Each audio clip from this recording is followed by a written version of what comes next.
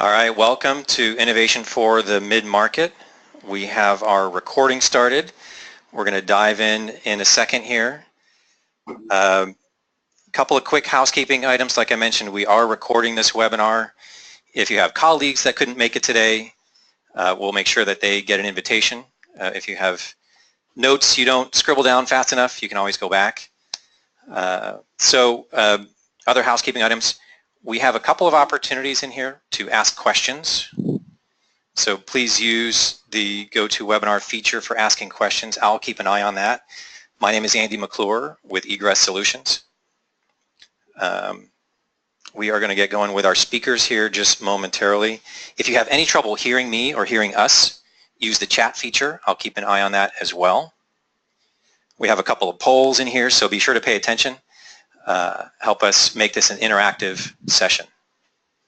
And with that, I will turn it over to our speakers. If you want to flip the slide.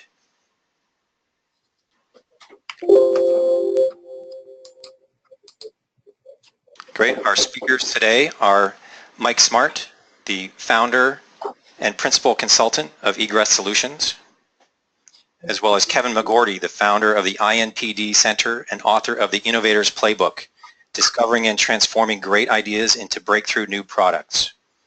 Each of our presenters brings decades of product and innovation leadership to the session today, so we're fortunate to benefit from their insights. With that, I'll let them take it over. Andy, thanks a lot. Appreciate the intro and the kind words. I'm sitting here with Kevin. Kevin and I go back a little ways, kind of kindred souls along a similar path, and come to converge on this topic of innovation, a few other things. And I'm going to basically talk to let Kevin start talking about this from the perspective of why we're here and what we want to get out of the session today, what we want you to get out of the session today. Okay, great. Thanks, Mike. So really, when you think about it, every business that wants to remain competitive and viable in the future knows it needs to innovate. You know, when we consider the global environment characterized by complexity, volatility, and blinding speed, with the introduction of new technologies that made new business models possible and dramatically lowering costs, it's clear that the rule of the game has really changed for almost every industry. What's working today may not work very well tomorrow, and your competitors, both existing and new, will continue to evolve and adapt to meet these new realities. So much true. Staying still is not an option if you aspire to be a viable player in the future. So just kind of let's think about innovation here just for a second, why it's a strategic imperative. My definition for the purpose of our discussion, really the purpose of innovation, is to create definite competitive advantage by delivering a steady stream of new customer value. And to be successful, innovation must address and solve real pains for real people better and more cost effectively than the alternative solutions. And this success really depends on a company's ability to create a strategy based on the new realities of the market and in developing and adapting new and existing capabilities to succeed and execute. But the harsh reality, Mike, is, as we look at the screen, innovation really doesn't have a great track record. And the reasons for that is, innovation is hard and it's expensive, and it's certainly a certain amount of risk to it. This high level of uncertainty, there really are no guarantees. But not to innovate is a formula for failure. No company can afford to stay still and play it safe and expect to be competitive 2 to 3 years down the road, much less alone 5 to 10 years down the road. So, Mike, you work a lot with middle market successful companies and talk to a lot of middle market CEOs.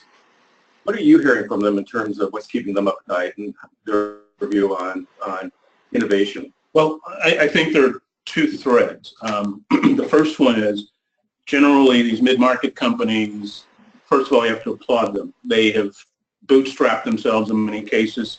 Some of the CEOs are still running the companies, founders are still running the company successfully, and they've had a product success.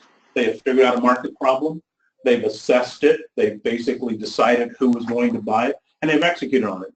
And they've ridden that wave very successfully, only to find out that products have life cycles. And so when it comes down to doing the next big thing, kind of the subtitle of our little seminar here, they're struggling because I work with one client, I accuse him of having a little bit of amnesia about how difficult it was to do it the first time. And because they haven't installed any best practices, they haven't installed any discipline for innovation, it not only becomes more difficult, it's hard as it is, even with best practice and discipline, they're starting from scratch. So it feels in some cases like they're almost restarting the company again, which is overwhelming. It's daunting. There are other tracks, companies that pursue and somewhere in the cycle get assistance, get investors in, oftentimes are compelled to put in best practices.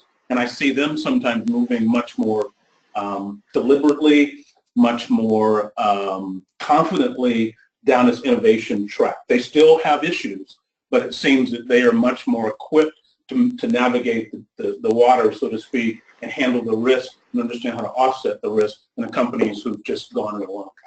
Okay, that makes a lot of sense. So a couple of things that come to mind. I think one of the reasons why it's risky is we oftentimes kind of think of innovation as launching disruptive, game-changing new products into the market. To me, that's a strategy. It happens to be a strategy that can provide really high dividends, but it's also extremely difficult and risky. And what we find too is that specifically for the middle market companies, that's a risk that sometimes they're not willing to take. So one of the things we really want to talk about is thinking about innovation in different levels of degrees of innovation, and that's really the topic of the seminar. Yeah. One of the ways to reduce the risk is not to necessarily take the most risky bets out there. So I'd be interested in getting some response from the people on the seminar and see just how they view this and how they actually are able to see themselves in this process. And so we have a polling question, and I believe the poll is open.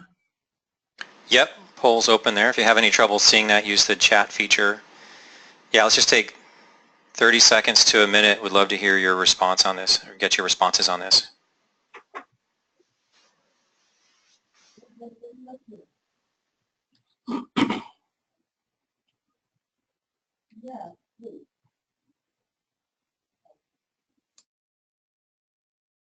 All right, we've got a few responses in.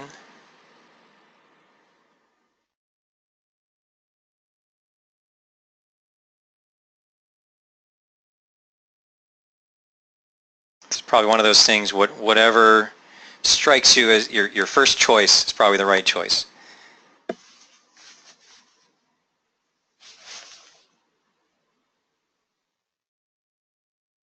All right, another few seconds. Take a quick moment to respond to this poll. I think we'll all gain some insight off of this. Okay, so the leading answer is number 2, about 60% coming in at we're running flat out and don't have capacity. Other answers are 1 and 4, kind of tied for second. All right, great. Thanks for participating, guys. Here we go. Moving on. Appreciate that. Thank you very much.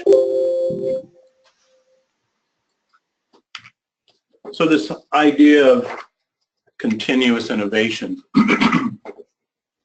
a lot of companies we talk to and interact with find that they're trying to find the place in which they can innovate. And many clients of ours, many people we see in the marketplace believe that innovation can only happen if you're out on the outer reaches of this 2x2 grid. In other words, if you have a solution defined and you have a well-defined problem that's sustaining innovation, and sometimes people look at that as not worth the time or trouble.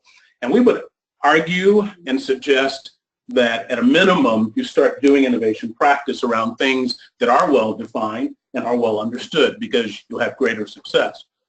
There are companies we see that want to push the envelope. They want to move to a problem space that's not well-defined and use existing technology. And that's referred to as disruptive innovation. And again, there's a risk curve to it. The only thing that we would suggest is that if you're working in a disruptive environment, again, that you have some practice and some method for doing this that allows you to gain some insight based on the fact that you have done some innovation activity before. The point of this is we should be looking, as we look at innovation practices, as a way of spreading our risk around. And probably the least attractive thing for anybody in a mid-market would be to approach the basic research idea. That's certainly not something the small or medium-sized company should want to take on. I don't know, Kevin, have you seen things that would suggest that there's a way to look at this differently, or would you put a different lens on it? Yeah, so let's actually flip to the next slide, and it kind of builds on this. This is actually from a fellow by the name of Jeff Moore. Some of you are probably very familiar with him. He's the fellow that kind of expanded the concept of the diffusion of innovation with the idea of the chasm, that companies reach a chasm and they often don't get across the chasm.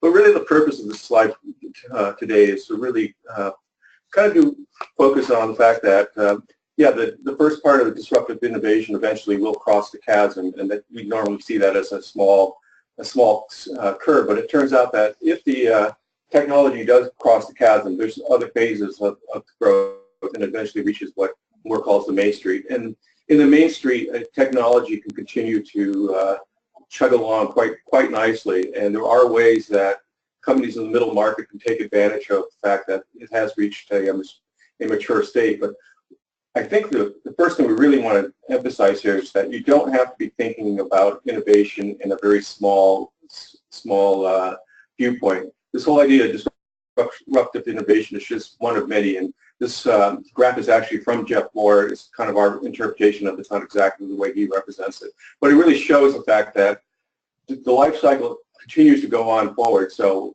if you look at the life cycle and you look at where you are in the life cycle, there's lots of different innovation types we can move forward. And in fact, what we would say, and Jeff Moore also agrees with that, disruptive innovation is particularly difficult for the middle market companies. And there's a couple of reasons why, because unlike startups, they don't really have the venture capital to carry them through their strategic investments to pay off.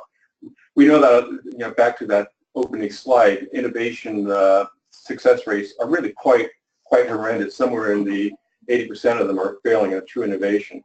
So what middle market company really has that ability to ride that through? And this is kind of the second part of it too. It's a big bet, so it has to win. If it loses, it's very painful. Needless to say, that causes the mid-market management teams to shy away from making any big bets, and that's also something that you have to balance out. You don't need to bet the ranch, because there are other innovations that we're going to talk about today, and that kind of expands on that previous slide. There's another thought here. It says not only do mid-market companies not have the venture backing, but even if they do, they don't have the culture to do disruptive innovation before. They've moved past that. Yep. They've installed processes. They've contained the risk of being a startup intentionally and by design. And so to go back to the well and think that you can do the same level of disruptive innovation, especially as you and your customers have moved away from the early stage, is probably a mismatch. Wouldn't you agree? Yeah, and that's kind of the paradox of success. And that's also the paradox of riding the wave. So when you're in this high growth phase, you really want to try to take all the variance and all of the degrees of uncertainty out of it. And unfortunately, that's opposite to what we really want to do in innovation. So it is kind of a yin and a yang, in the sense that when you start eliminating risk and optimizing, then you can't get back to the fact that you need to inject that into the system. And we'll talk, I think, a little bit more in culture slides on this. There's another angle on this. It says, it begs the question, should the companies that we're talking about in this mid-market be engaging in multiple types of innovation initiatives at the same time? And so I think we're also going to cover that a little bit, of talk about the portfolio. Yeah, before you flip on that, but that's a really great point, Mike. But one of the polling questions we've heard, that we don't have the capacity to execute. So you really have to be stingy on where you innovate. So you can't innovate across all of these innovation vectors. But remember, this is just a mental model. So we label these things as different things, but a market innovation and a process innovation actually might go hand in hand. Exactly. But that's why you have to kind of think a little different about it. The purpose, again, of this slide is to show twofold. The market and category life cycle actually is pretty broad and lasts a long time. And then the second part of it, well, it's difficult for a middle market to use disruptive innovation. They can take other disruptive innovations into their mix and use that to continue to grow their business. I think a good example of that would be cloud computing, and specifically that software as a service. if you're not doing that today as a software company, you're probably getting behind the curve. But that's an example where you can actually take an innovation, put it into your mainstream product offering, and use that to, if you're in the growth phase, to come up with just a new more successful product based on taking other people's innovation. So there's a lot of ways to play this. You have to think a lot differently about where you are in the marketplace and which type of innovation you'll use on it. So before we leave this slide, we've got a couple of questions that I think we should respond to. First one came in, says innovation has two aspects. Looking forward with your strategy team and at technologies that are emerging. And second, how can you, I should say, that's not really a question, it sounds like a statement. So innovation is two aspects, looking forward with your strategy team and at technologies that are emerging. That's fair. And as we go forward, I think we're going to talk about how strategy and technology and these things sort of line up to help deliver on the innovation promise. It's not just one, it has to be tied together. Yeah, that's absolutely true. And that's why I always think of innovation and strategy being different sides of the same coin. You can't have one without the other. And if you do try to do one without the other, you'll probably end up boxing yourself into a corner.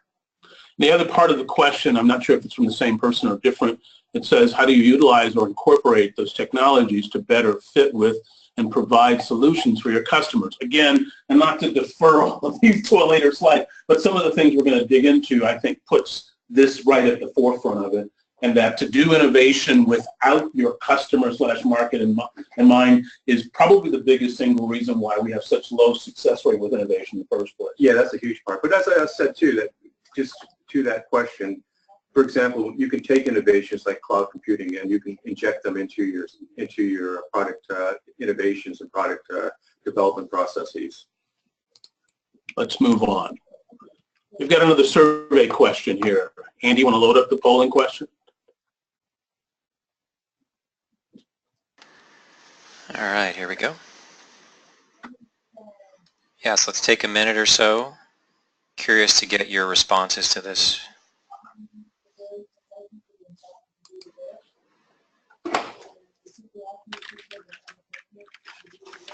All right, we have answers coming through.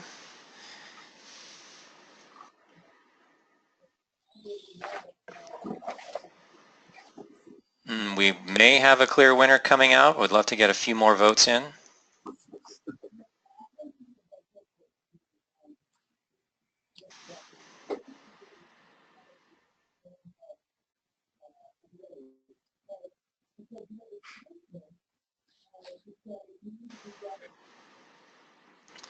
All right, going once, going twice. Let me close this and I'm going to share our results.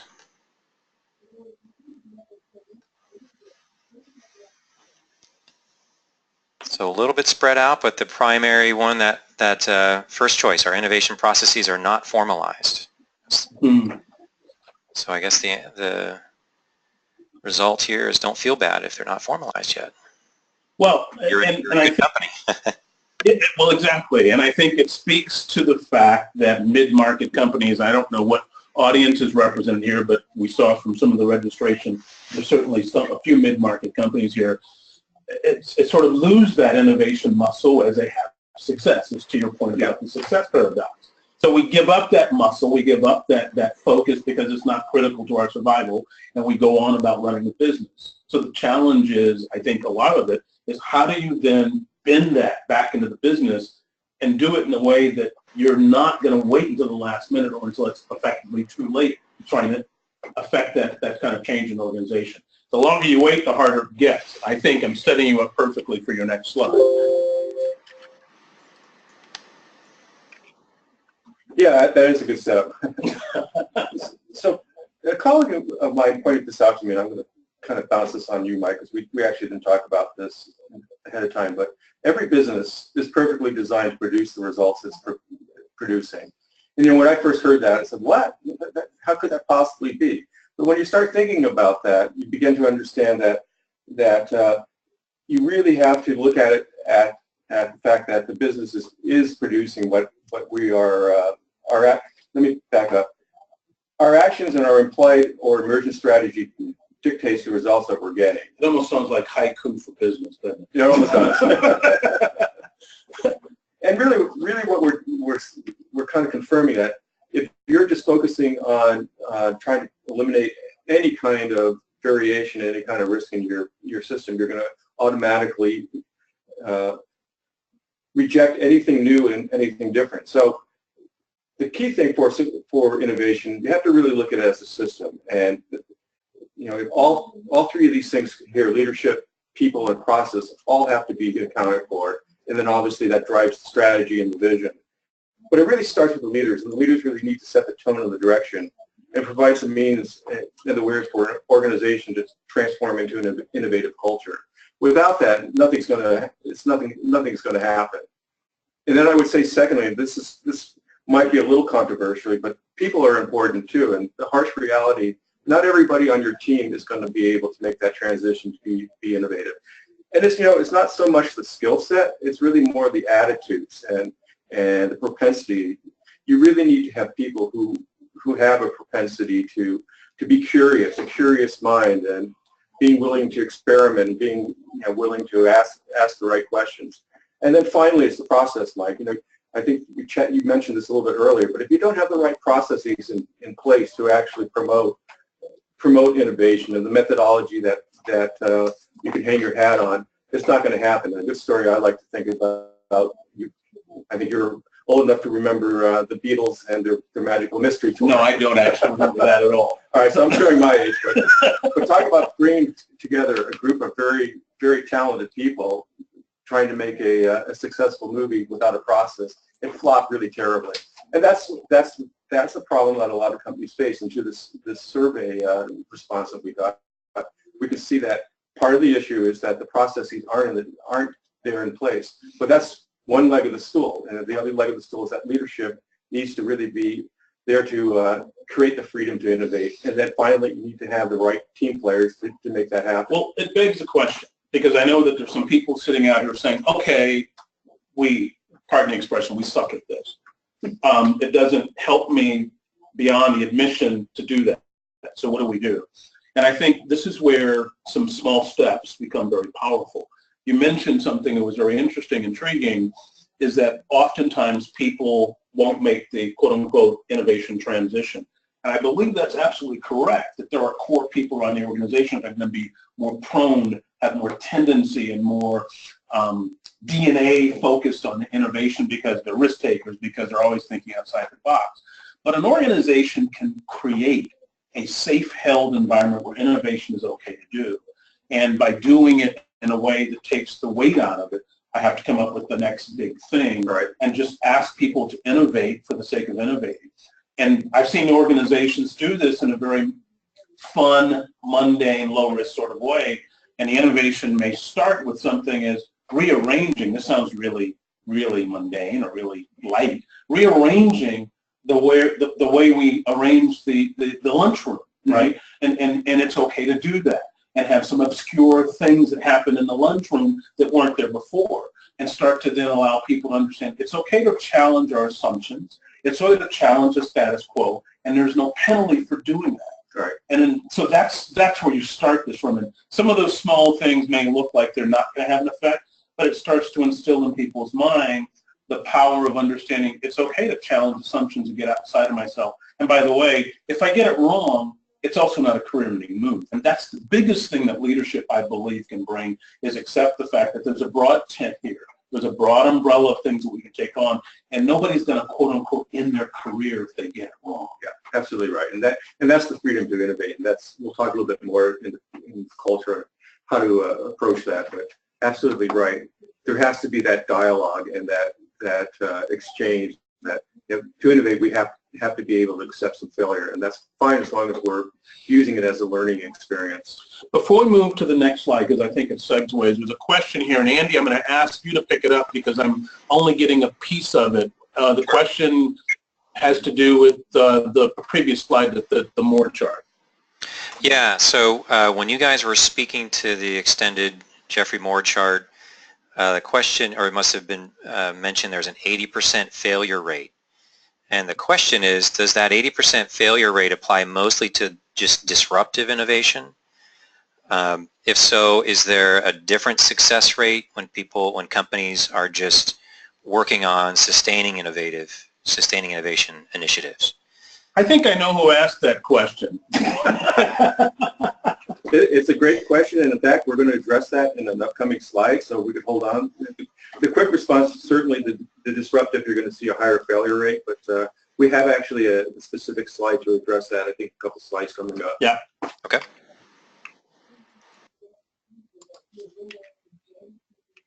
Oops. Sorry about that. All right, so we talked about a system that innovation is a system that a company needs to look at from a point of view of leadership and people and process. They all need to be in place. But this is another thing that, and you mentioned it earlier, Mike, probably the biggest reason why innovations and new product fail is because they don't really address real needs out there in the marketplace, and they don't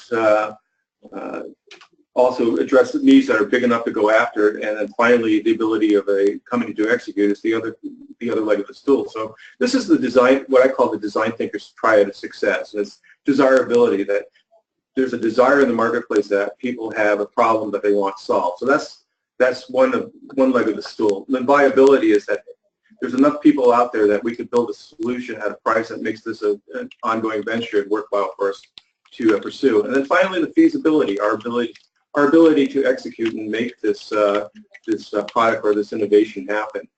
In my way of thinking, if any one of those legs of the stool is either not addressed properly or missing, the probability of success is pretty low that you're going to have a product that actually makes the return on your investment.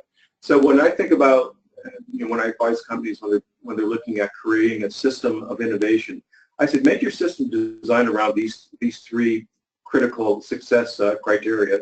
Then your success rate is going to have a much higher probability of being a success versus being a failure.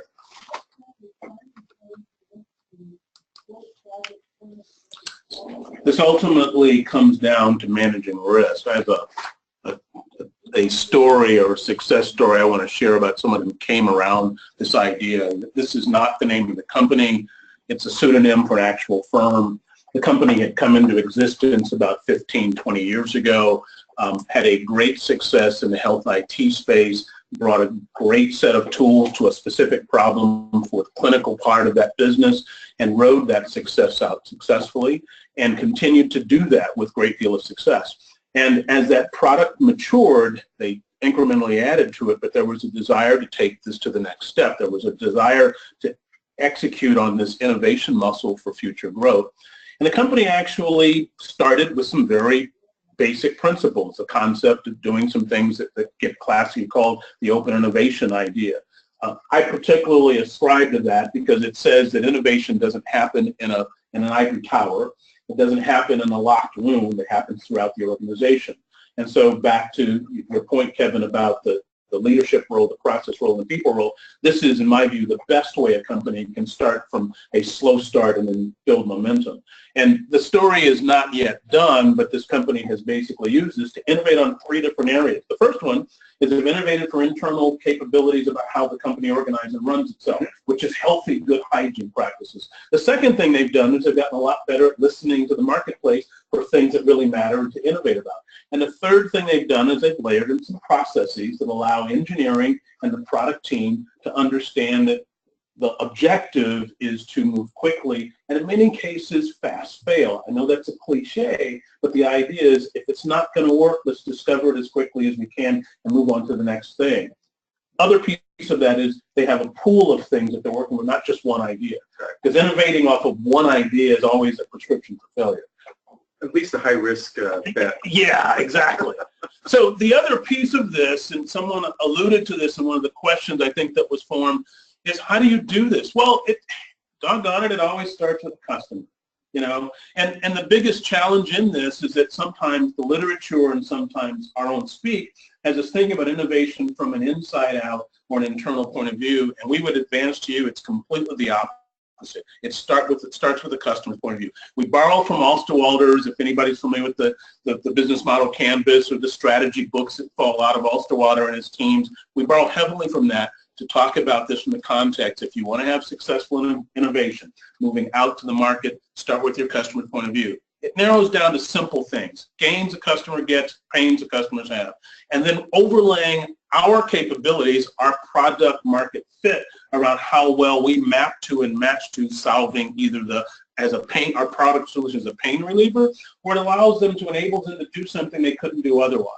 The other part of this, as we look at this product market fit, is understanding at the deepest possible level what jobs the customer is trying to get done. When we understand that level, we can also then start to figure out where we'll end up on that quadrant that you talked about on the Moore curve, or on that 2x2 that I talked about earlier, in terms of, are we doing disruptive, are we doing sustaining, are we doing breakthrough? And there's no wrong answer there. It's just knowing what we're shooting for before we get to start doing innovation. Yeah, that makes a lot of sense. A couple things you said that I think it's really important. I think it's intuitively obvious that when you stand back from your fray that you need to be customer-centric, but that's not what I see in a lot of companies, especially the technology companies. They tend to be product-oriented, and I think if you look at a lot of your companies that you're working with, you see the same thing. So I think intuitively people know, we really have to be customer-centric, but unfortunately, most companies aren't. They kind of went on their successes. So here was a product that's been very successful for us. Let's just keep on doing it, and we'll respond to competitors in a like tic-tac-toe manner. Unfortunately, when you start doing that, you begin to play the game of speckmanship, and then you start competing on price, and that's all leads to what's called a red battle market, a red ocean battle, and unfortunately, that's a race down to the bottom. So you have to break that, and to me, the best lever that a company can pull is to really go from a product orientation or a technology orientation into this customer orientation, which you had just mentioned about. And that to me is a key critical thing. And you also mentioned the jobs to be done. The jobs to be done is a methodology that you and I have talked a lot about. And we're not going to talk about it in great detail in this webinar, but it's certainly something in the future. But the jobs to be done is really the idea that people hire products to solve their current pains and future problems in the pursuit of having an achieved desired outcome or make progress in achieving that outcome. The framework is really quite extensive because it really does focus first and foremost on the problem set, and it takes the solution set completely out of the question. That's the best way for a company to really start getting more customer focused. Take your solutions and put them in the background and really start focusing using a methodology like the jobs to be done. It's one of those things that's easy to say and hard to do. It is. Right? Because by nature, product people and engineers want to build things.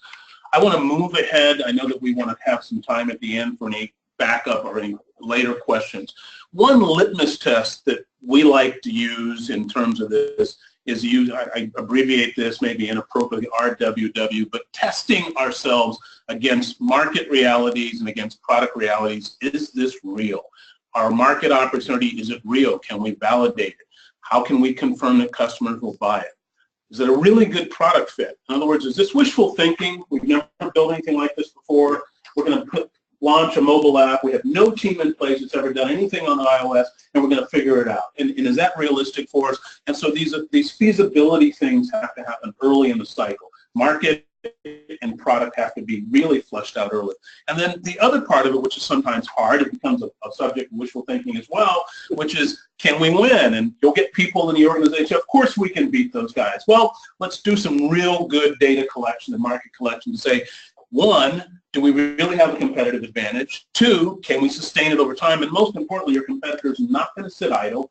What are they likely to do to respond to us? And so if we haven't worked that through, we have some vulnerabilities. It doesn't mean you don't do it. It just means that we're playing it out of a playbook, and we have to have an answer for these conditions that are going to show up in the market after we make our first, second, and third move.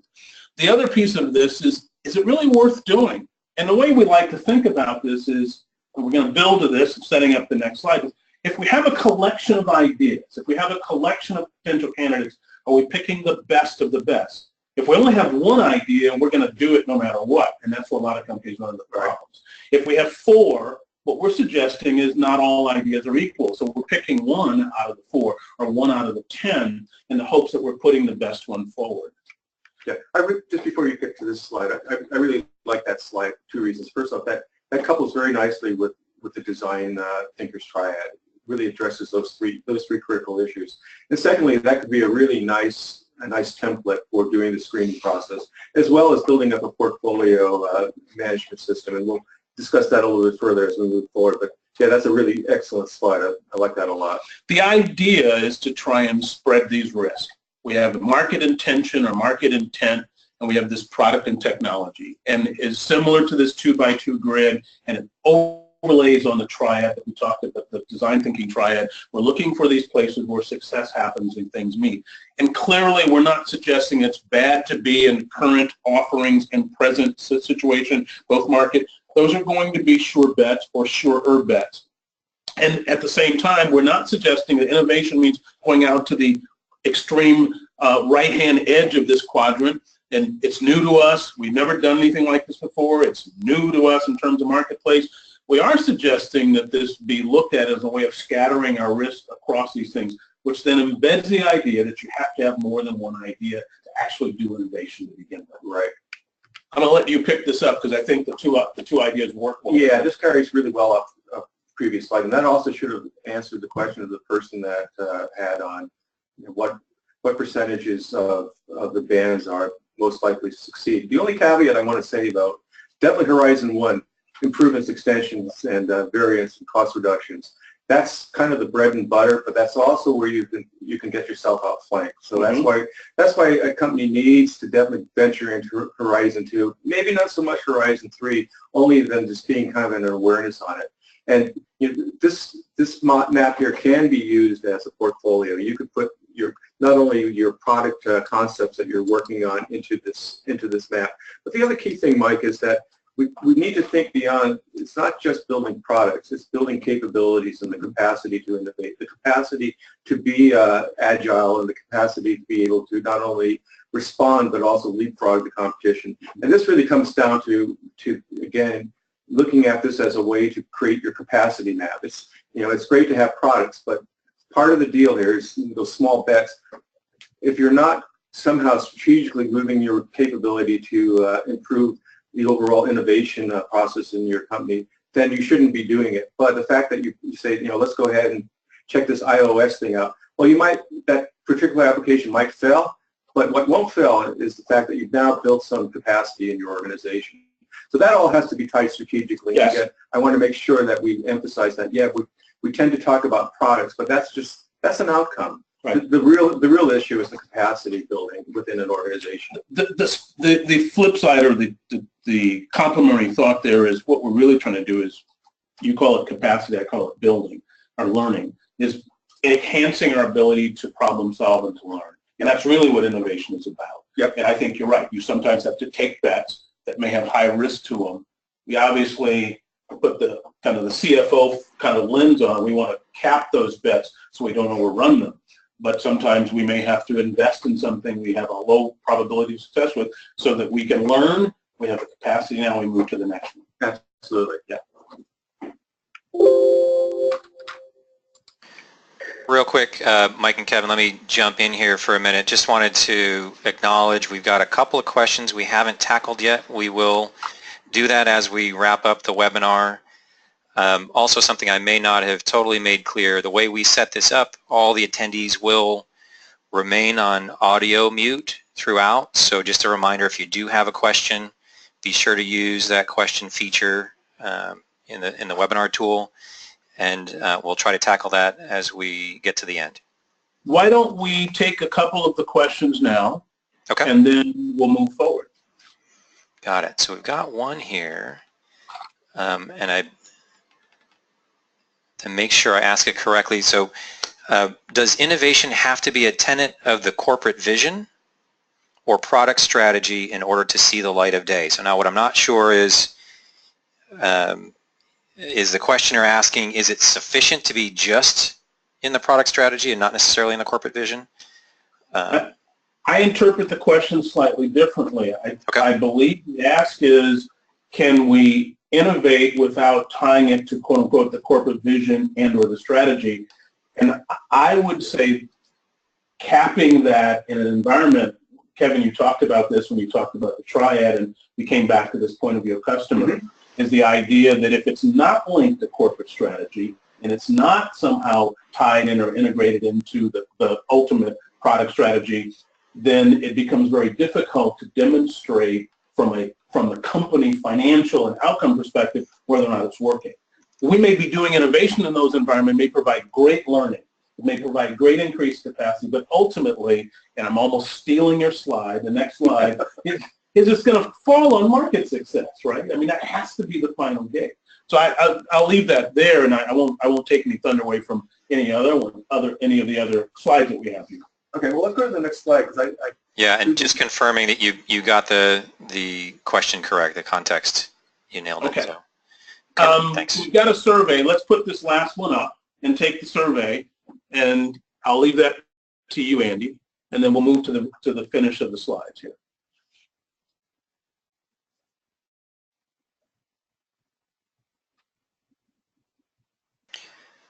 All right, so poll should be up. How supportive is your culture for innovation? Nice short answers. We should cruise through this one quickly. We've got a few responses in. We'll give it another 30 seconds.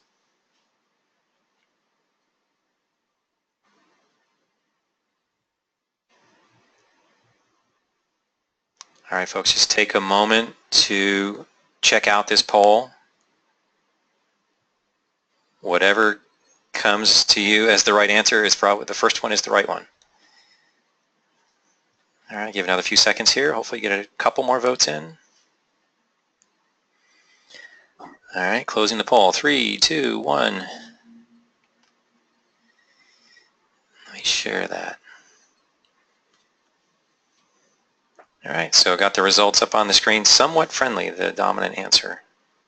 That's okay. Actually encouraging. Yeah, that's good. Yeah. Great. Okay, all right, moving on. All right, so kind of a response to that question that Mike just talked about, I had mentioned earlier that definitely strategy and innovation really are different sides of the same coin, but just to kind of add one other thought, and this gets back to culture, if it's not explicitly stated in the company's mission and vision that we're going to be doing innovation in this company, then you're going to have an issue that it probably won't happen. It gets back to leadership. And a really good story I heard, I don't know who actually said this, but they were talking about Steve Jobs. You know, Steve Jobs is clearly recognized as a great innovator and a great visionary, which he certainly was. But what he's not given as much credit to is the fact that he was also, you know, a real change agent in Apple. It's described as a bulldozer, somebody who can actually break down the barriers of the bureaucracy that have these processes that don't allow innovation to happen. You need to have that level of commitment from the leadership point of view that, you know, we recognize that processes have their place, but they also get in our way. And if you're not willing to have a leader that's championing the innovation, and obviously Steve Jobs is an exceptional person, but I think every leader has the capacity to say, you know what, innovation is part of our future, and we're going to make sure we give you the room, or what I like to call the freedom to innovate. And that's a huge part. So that's the leadership, and that also drives, again, back to the ideas that we talked about, people and teams. You have to have the right people on the bus. I think that was a Collins expression. You need to make sure that you have people that have that natural, curious mind, that intuitive feeling. Not everybody's going to be there with you, so you're going to have to do some self-selecting. And part of that, of course, is forming specific teams. And we'll talk a little bit, I think, shortly about the way I approach it. I'm going to ask you, Mike, on some comments on this too. But direction and strategy, we just kind of already talked about that from the previous question. And the metrics and the processes and the technologies need to be also in place. If you don't have those, all this falls apart. So one of the things, you know, I'm sure everybody's asking out there, well, where do we start? How do we get moving on this? Well, first and foremost, when I work with clients, I want them to start with something that's real, a real issue, a real problem, maybe a pilot type of program, but it's real, so we can actually apply these skill sets and see wins as we go. You know, it might be small wins, but it's relative. It's not something esoteric, because unfortunately, if you try to teach this on a whiteboard, it won't sink in. You have to practice it. And why not practice it with a real problem? So I'm just curious, some of your clients, the previous example that you've given, How is that incorporated, or do you incorporate that? No, you have to incorporate it, and I think I mentioned two things. The first thing I mentioned was starting small, and while it may not, for those who have innovation in their DNA, it may not sound like we're taking on the really big effort. I think the objective in this context is to move the entire organization a step function toward innovation, which means you're going to take small steps. I've seen companies, the most mature and the most successful program I've ever seen run is where a company did three things, and no one has to do all three of these, but they did. They created, as you talked about, a charter from the leadership team that said innovation is part of our DNA. It's part of our culture. Mm-hmm. They followed that up by putting innovation roles, not in one place, but throughout key areas of the organization where they knew they needed to innovate. The third thing was that they opened up the classic suggestion box, and they took ideas from everyone. And they took the important ones, but they vetted them all. And they would let people know, thank you for that idea. Here's some treatment we understand. It's not the highest priority, but we have a way of doing it. They would also let people then take these ideas as they were vetted or encouraged and work on them. Give them time, give them space. The last thing is the thing that I said no one has to do, but it made a big difference. They had an innovation award twice a year given out. Anyone in the company could participate in it. They were given a cash award for actually coming up with the best vetted idea, even if it didn't succeed in terms of getting to the marketplace. It was just an innovation process that they wanted to award. And then the idea that was vetted to be the best was actually funded and moved into the product development cycle, if it was appropriate for that. They actually had some that were funded and put forward as internal ideas. So suddenly you take a company that's doing limited innovation and you turn it around and make it innovation fun, you make it interesting, you make it rewarding, you make it a recognized activity, and you let everybody play the game. And suddenly working there becomes a lot more fun. Yes. And I did a workshop with that company, and the enthusiasm that people had about this, it wasn't fake, it was absolutely real. Yeah, innovation is fun. Yeah. And this really kind of ties in this last slide that we have here about the culture, and there's various things in it, but it really does start with the right dialogue and the shared vision of where we're going as a team. And the whole idea of public results, acknowledging that people are actually making wins and they're learning in the process. And I think it's also important that everybody needs to know that they're a member of the team, so it's implicit independence. And then, of course, there's trust and relationships. One thing I want to talk about here, how is a culture going to transform? One of the things that happens with a lot of cultures, especially cultures that are extremely operational centered, operational excellence, they tend not to want to again, put risk into it. So the quick response to something new is that is no way, we can't do this. It's not going to work.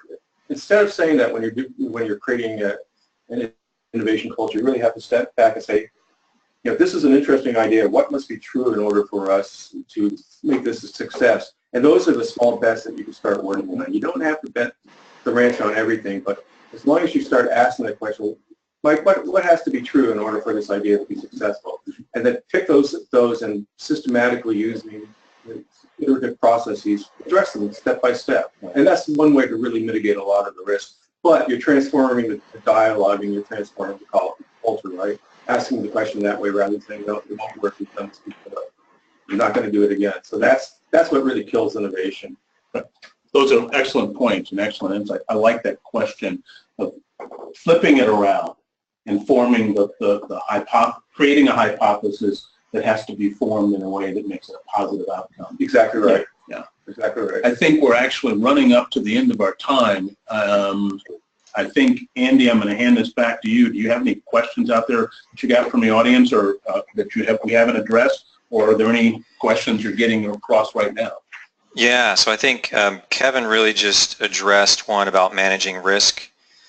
So I think that got tackled. I think one thing that's come up is budget that perhaps you haven't tackled directly. When a company is struggling with a small innovation budget, but management really wants some quick results, what's the best way to tackle that? I think it's a smattering of things that we've talked about. It may not have been an obvious one. We didn't talk about the funding cycle of this. It is, first of all, approaching and understanding the culture's risk tolerance. That's number one. So we're not going to propose things that are outside the scope of reality. That's sort of back to that RWW idea. And then it's also, I think, the most insightful thing is the comment that Kevin made about, in order for us to go down this path, what must be true? And that allows us to make small incremental bets as we go. And the third thing, which we probably haven't talked much about, is be willing to let it go, be willing to let failure happen. Right. And I think those are the ways in which you fight the battle of high expectations from leadership and limited funds available. The other aspect of this, and to get your perspective on this, Kevin, is it sounds like in that question is embedded that leadership really doesn't understand what innovation is. So how would you go about trying to get the leadership team to appreciate and understand the context of innovation? Well, this is why I said innovation and strategy have to really tie together on it. And the funding is obviously a critical issue, but if it's not explicitly funded at some level, then it's not going to happen. And this kind of gets back to what I said before. It's much better this is from the leadership, to really identify what are some of the real things that are keeping us awake at night, and what are some of the real opportunities we see that are possible. Can we use that as our point of embarkation into innovation? And I would say yes, absolutely. The more that you focus on real things, and specifically things that are going to go boom in the night, if you don't address them, then you're going to have a difficult time making the justification to fund these things. So we're not talking about taking, again, betting the ranch on one idea. That's why you need that system, the system of innovation. The front-end process of these, well, it's really very difficult sometimes to put real hardcore metrics on it. You can put metrics around it, but you do have to get back to, remember that slide we had on portfolio strategy. You need to put some money in those buckets. Absolutely. At some level. And I know that's hard, especially for a company that's struggling and they're losing a lot of market share, and it might feel like arranging the decks, the chairs on the Titanic. But I tell you what, if you don't do it, you're not going to be around tomorrow. I was going to say, the other side of the coin is, what's the cost of not innovating, right? Yep. It's for sure you will not survive. Yep. I think we're almost out of time, aren't we, Andy? Yeah, I think that's a good point to wrap up. If we didn't get to your question, or you realize a little bit later, oh shoot, I had a question I didn't ask, we've got contact information for Mike and for Kevin. Feel free to reach out to either of them directly. As we mentioned, this is recorded, so if there's stuff you want to go back to, or you have colleagues that you wish had attended, we will get the information out about how to view the recording. And not just your questions, but your ideas. Like we mentioned at the beginning, this is the first webinar in a series. So we've got some topics in mind, but we're open to what topics or issues you have that you think would be interesting for us to address. And I think any last minute things, Mike or Kevin? No, I think we felt like we were honored to have the audience here to hear our thoughts about this and share our experience. And I think what we hope is that someone will be inspired to take that first step. And both Kevin and I are long-time soldiers in this thing, and would willingly respond to anyone who has need for advice or counsel or anything else. Absolutely, absolutely. So thank you, Andy, and thank you for all of you that attended. Appreciate it. Okay, that's a wrap. Keep an eye on email from us about how to view the recording. And again, either reply to that or reach out to Kevin and Mike directly with any questions or ideas. Thanks very much.